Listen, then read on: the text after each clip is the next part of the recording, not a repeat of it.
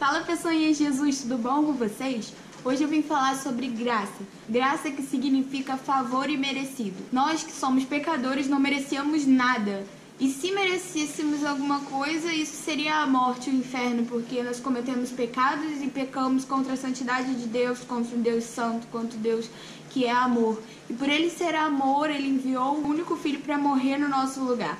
E é aí que se encaixa a graça. A gente não merecia ser salvo, mas a gente foi salvo com um favor que a gente não merecia. Não merecíamos a salvação, não merecíamos o perdão, mas mesmo assim fomos perdoados e mesmo assim fomos salvos. A graça é um dom, é um presente que Deus deu para quem acredita em Jesus Cristo e acredita no sacrifício de Jesus na cruz. Em Efésios 2, 8 e 9, versículo 8 e versículo 9, diz que nós somos salvos pela graça, que isso não vem de nós, mas é um dom de Deus. Não vem das obras para que a gente não se glorie, para que a gente não se exalte sobre isso.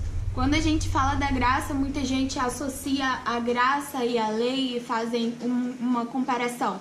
Só que a diferença dessas duas coisas é que a lei não veio para salvar, mas a graça sim. A lei me faz ter conhecimento do pecado, serve de instrutor para me conduzir até a graça. Lá em Romanos 3:20 diz assim: por isso nenhuma carne será justificada diante dele pelas obras da lei, porque pela lei vem o conhecimento do pecado, ou seja, a gente entende que somos pecadores por causa da lei.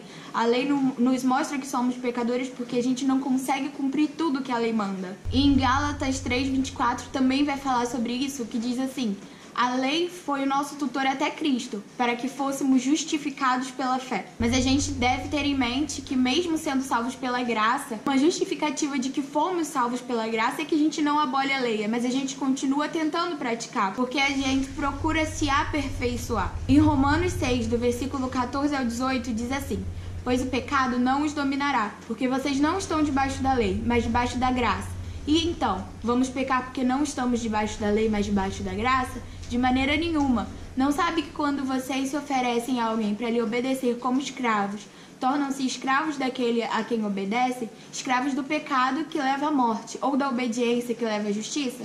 Mas graças a Deus, porque embora vocês tenham sido escravos do pecado, passaram a obedecer de coração a forma de ensino que lhes foi transmitida. Vocês foram libertos do pecado e tornaram-se escravos da justiça. Isso nos mostra que, como somos salvos pela graça, a gente não deixa de lado a lei, mas que a gente procura obedecer sempre. E na parte que diz que não é pelas obras para que ninguém se glorie, é justamente isso. Romanos 11:6 diz que não é pelas obras, complementando o primeiro versículo que eu li, diz assim: se é pela graça, já não é mais pelas obras, pois se fosse, a graça já não seria graça, não seria de graça, né? Você estaria pagando aquilo, você estaria se esforçando para obter. Você não tem esforço nenhum para obter isso porque é de graça, é pela graça de Jesus. Em Gálatas 5, no versículo 4, diz assim: vocês que procuram ser justificados pela lei, separam-se de Cristo e caíram da graça.